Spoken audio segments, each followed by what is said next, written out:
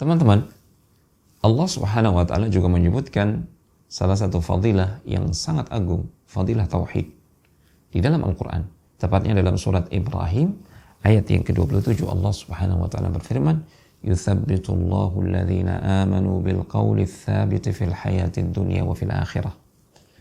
Allah Subhanahu wa taala akan mengokohkan orang-orang yang beriman dalam kehidupan mereka di dunia dan juga kehidupan mereka di akhirat. Ayat ini ditafsirkan oleh sahabat yang mulia Ibnu Abbas radhiyallahu ta'ala anhuma. Ya. Allah Subhanahu wa taala akan mengokohkan orang-orang yang beriman bil qauli tsabit. Ya. Mereka akan kokoh mengucapkan dan meyakini al-qaul tsabit. Ya, ucapan yang kokoh. Yang dimaksudkan adalah ucapan la ilaha illallah. La ilaha illallah adalah tauhid. Ya, inti dari tauhid adalah la ilaha illallah. Yang maknanya adalah tidak ada yang berhak diibadahi, disembah dengan benar kecuali hanya Allah semata. Artinya semua ibadah itu hanya hak Allah. Tidak boleh sedikit pun dipalingkan untuk selain Allah Subhanahu wa taala. Ini adalah persaksian kita ketika kita mengucapkan la ilaha illallah.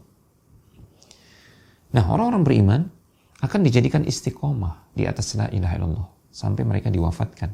Tidak hanya di kehidupan di dunia, namun Allah Subhanahu wa taala akan mengokohkan ucapan orang-orang yang beriman juga di kehidupan di akhirat. Kehidupan di akhirat yang dimaksudkan di sini dimulai sejak seseorang itu masuk ke alam barzakh, alam kubur. Ini sesuai dengan tafsiran Ibnu Abbas radhiyallahu ta'ala anhuma, bil qawli tsabit fil hayatid dunya wa fil akhirah. Wa fil akhirah yakni fil qabri idza su'ila anha. Maksudnya adalah ketika seorang itu berada di dalam kubur dan dia ditanya oleh malaikat yang diutus oleh Allah Subhanahu wa taala, maka Allah akan mengokohkan jawaban mereka. Karena dalam hadis yang lain disebutkan Allah Subhanahu wa taala mengutus dua orang malaikat yang nanti keduanya akan bertanya kepada hamba ketika hamba tersebut masuk ke dalam kubur.